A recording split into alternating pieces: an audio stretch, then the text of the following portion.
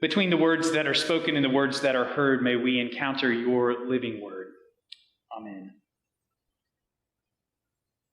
Who are you? Who do you say you are? What do you say about yourself? I suspect that today each and every one of us have, in some form or fashion, in our own words, asked this same question of ourselves, perhaps while looking into a mirror. Who are you? Who do you say you are? What do you say about yourself?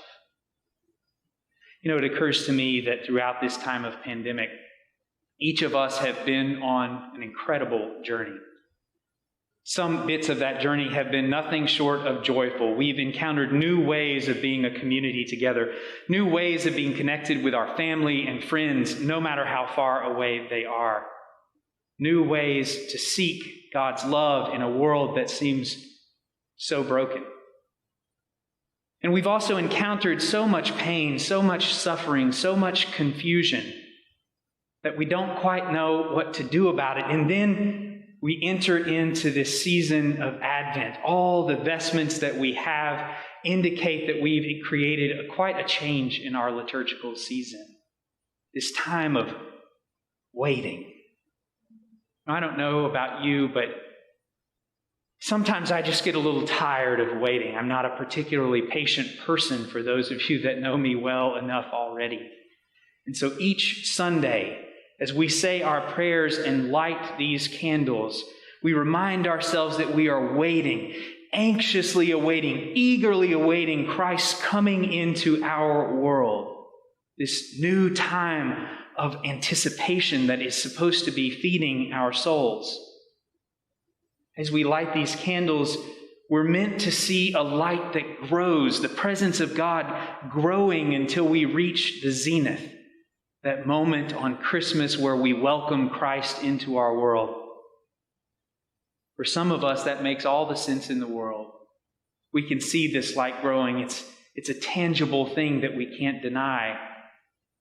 But there's something about candles that burn. There's something about that light. You see, surrounding that tiny flicker of light is the most intense shadow. You see, for some of us, as these lights from the candle grow, we become all the more aware of the darkness that surrounds our own life, the confusion that surrounds our own daily existence. And we don't often know what to do about that. Who is it that you say you are?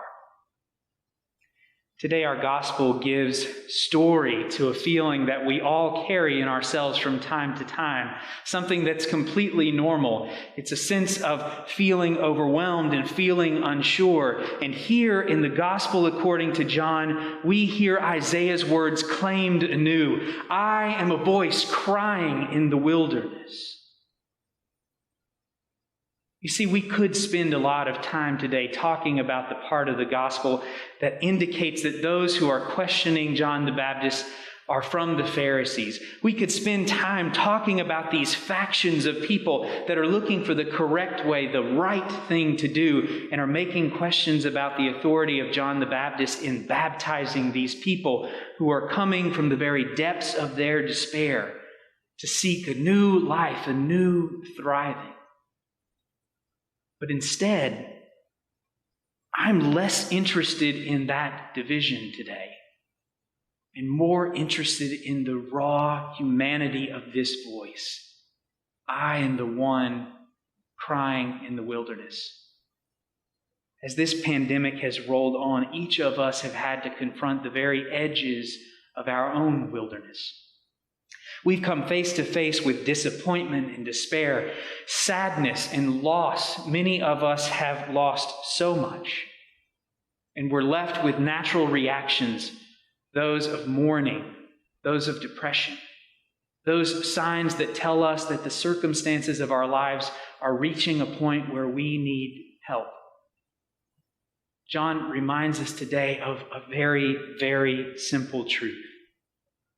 When we are the voice crying in the wilderness of our life, there is someone among us.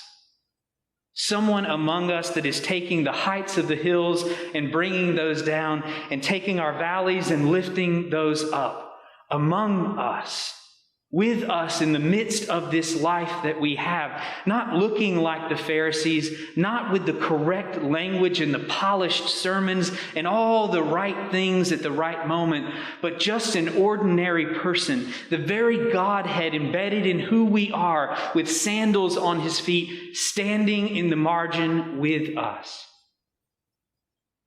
Wherever you are today, whatever pain you are feeling in your life, wherever this wilderness is for you, I invite you to look around you, to see those people that are reaching out in whatever way they can, by text, by phone call, by another blasted Zoom meeting, by any means they can.